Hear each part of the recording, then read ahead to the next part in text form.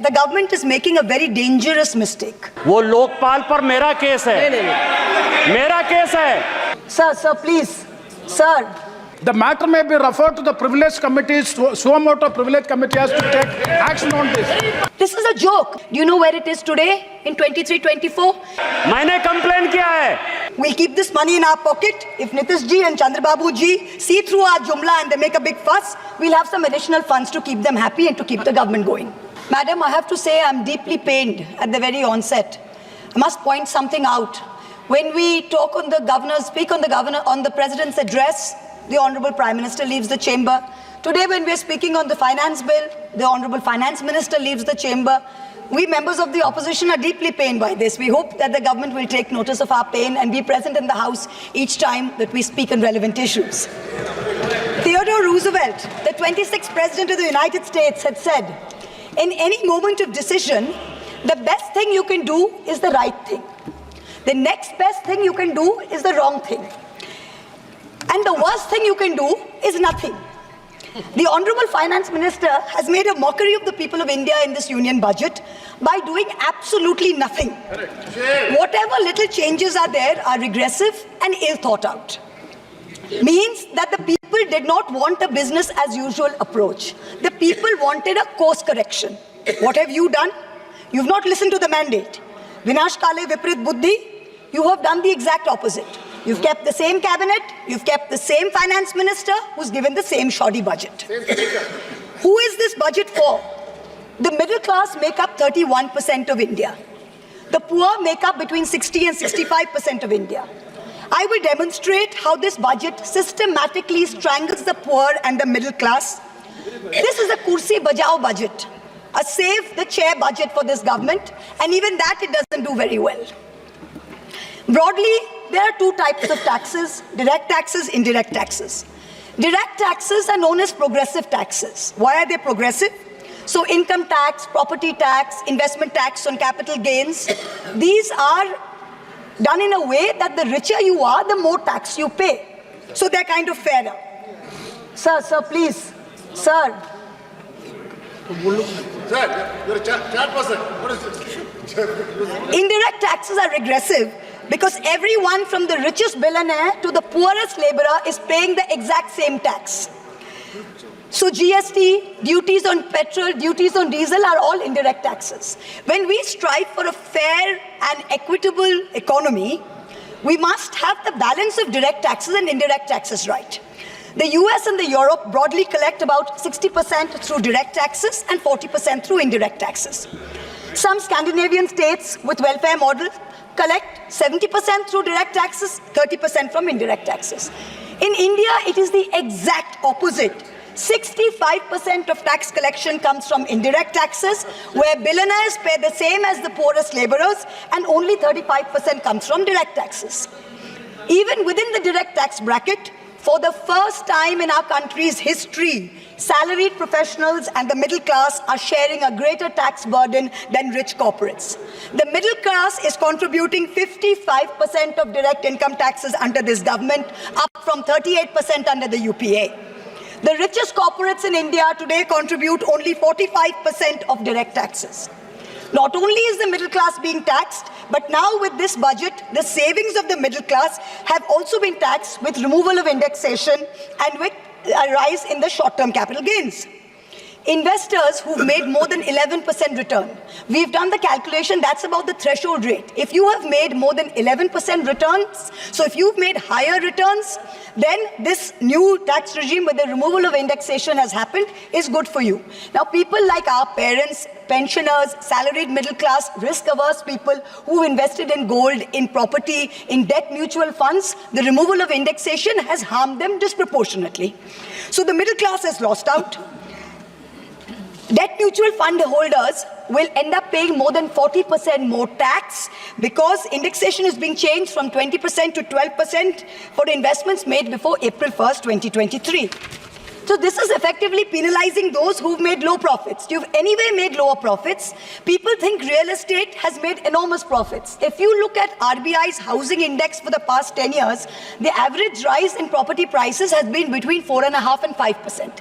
So if the middle class is invested in property, that is below 11% return, so indexation is going to harm you. The current GST regime is irrational and iniquitous. There is 18% GST levied on life insurance and medical insurance products. The Honorable MOS Finance yesterday, on Monday, told this House that the government has collected 8,263 crores as GST on health insurance for the fiscal year 23-24 alone. This is blood money. Our Honorable Chief Minister Mamata Banerjee wrote a letter to the Finance Minister, to the Centre, pointing out that this is a completely anti-people tax. What is life insurance? What is health insurance? It is people guaranteeing and spending money and protecting against life's uncertainties, against accident, against injury, against ill health, against death. What are you doing? You are imposing GST, same rate that a billionaire pays, the poorest middle class person has to pay. So people are deterred from taking out new policies. People are deterred from continuing existing insurance. This should be removed at the earliest. Now, let me now move on to what affects more than 70% of Indian citizens, social sector allocations.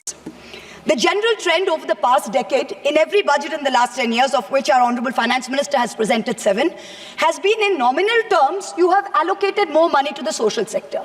But if you account for inflation and you look at real allocations, inflation adjusted, allocations have seen reductions of over 25% in the past 10 years.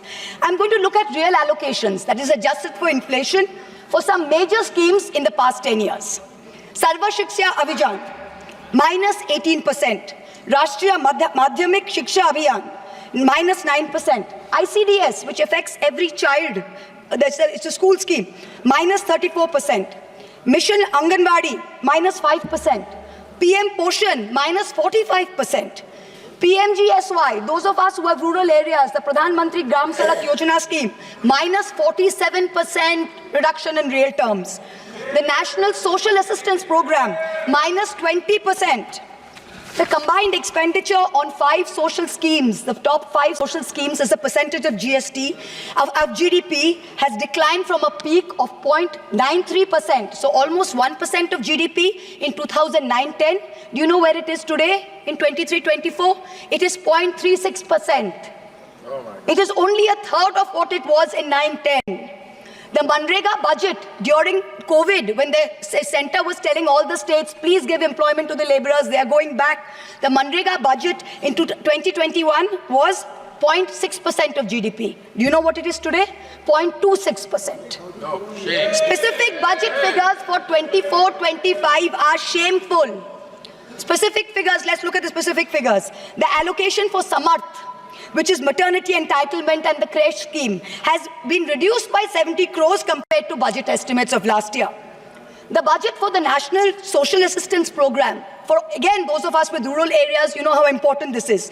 This is what gives social security pensions to the elderly, to single women, to disabled. This is unchanged from last year at 9,652 crores. 9,600 crores, same as last year, no adjustment for inflation. The central contribution to social security pensions has been unchanged since 2014. It was 200 rupees in 2014. It is still 200 rupees per person today. The price of the cutlets in the parliamentary canteen in the last 10 years have been adjusted for inflation with the government's approval. The price of the cutlets in the parliamentary canteen have more than doubled. But when it comes to giving social security for the poorest of the poor, it is still 200 rupees in the last 10 years, no change. This budget's allocation, there is no room for higher salaries for Anganwadi workers. Their salaries have been unchanged since 2018. No room for higher honorarium for midday meal cooks. You have to understand a lot of the women in villages depend on only Anganwadi sectors and midday meal sectors for any source of employment. There has been no higher allocation for supplementary nutrition given to children. The National Food Security Act, the NAFSA, mandates coverage of 67% of the population through PDS. The Prime Minister has very proudly proclaimed that this is a food surplus country. Fine. Then why have we not increased the population covered under rations Since 2011, you have not had a census. Since you have not had a census, you have not increased the number of people being covered under rations. Also, one very important question.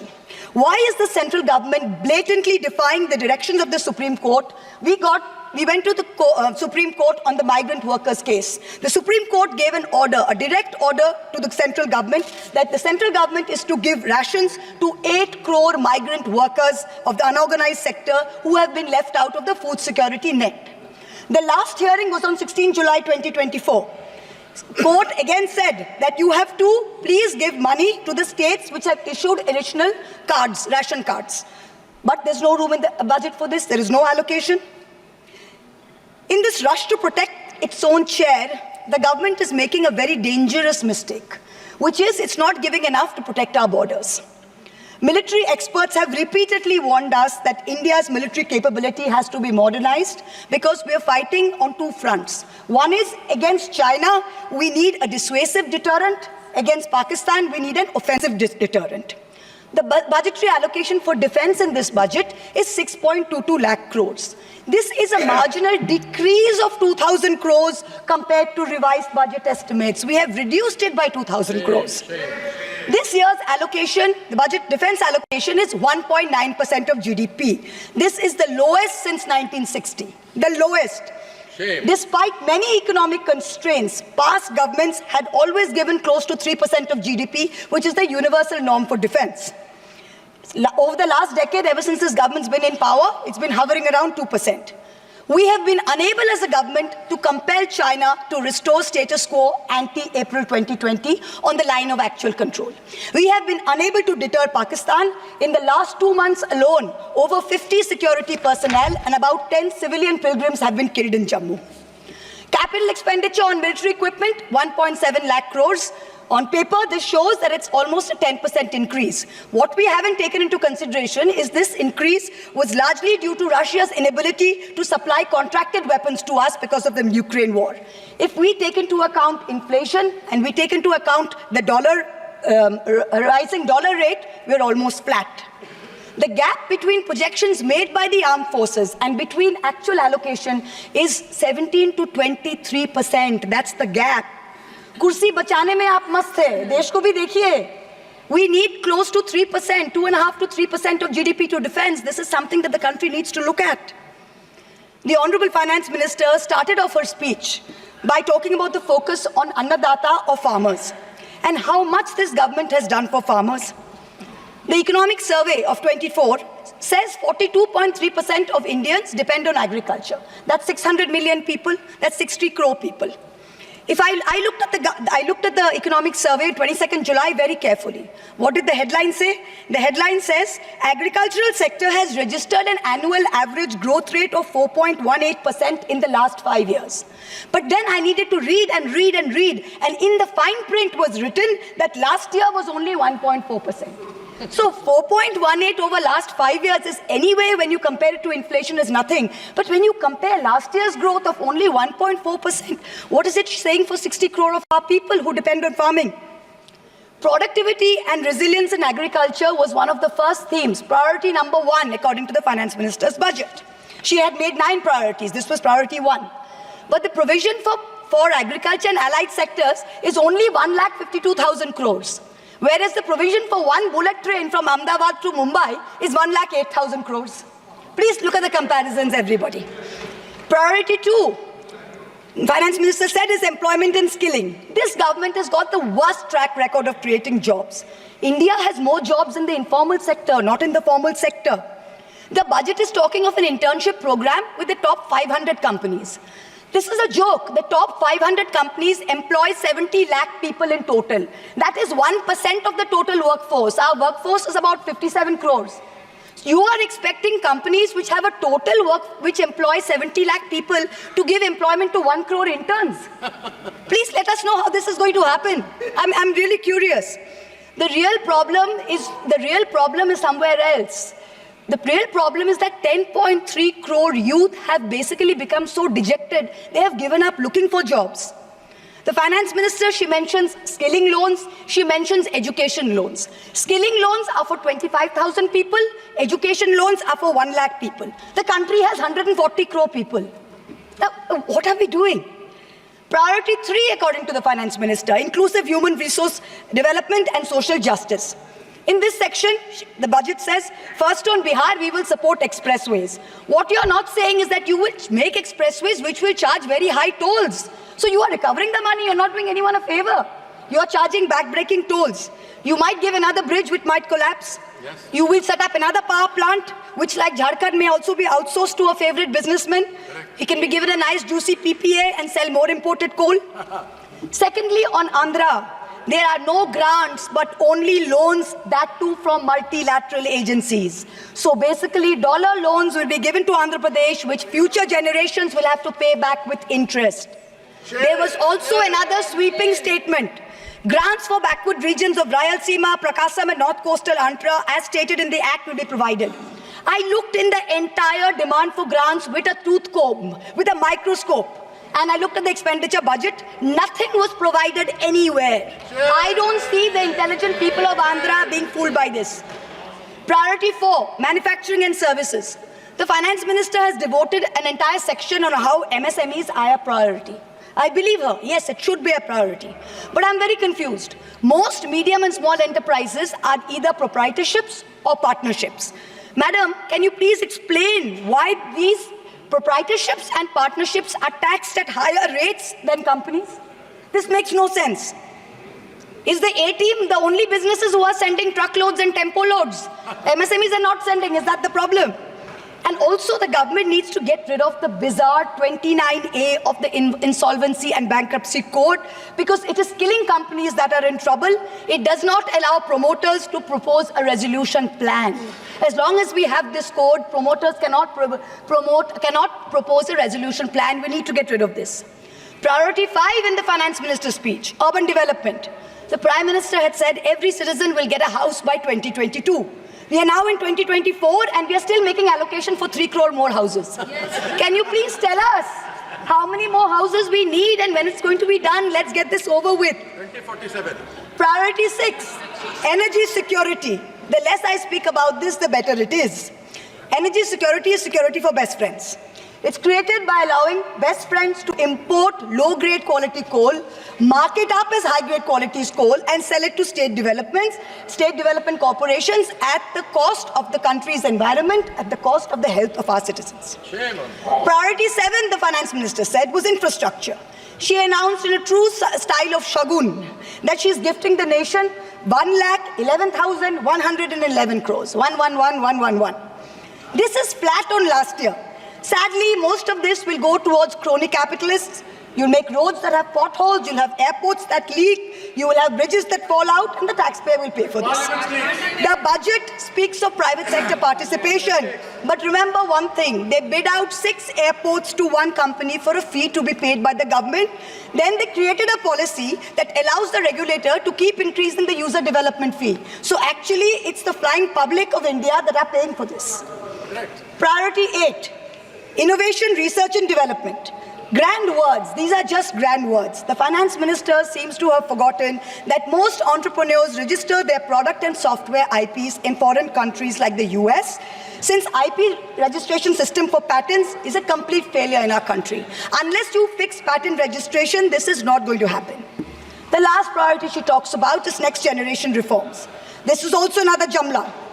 She says, I propose to earmark a significant part of a 50-year interest-free loan for competitive federalism. So this is double speak.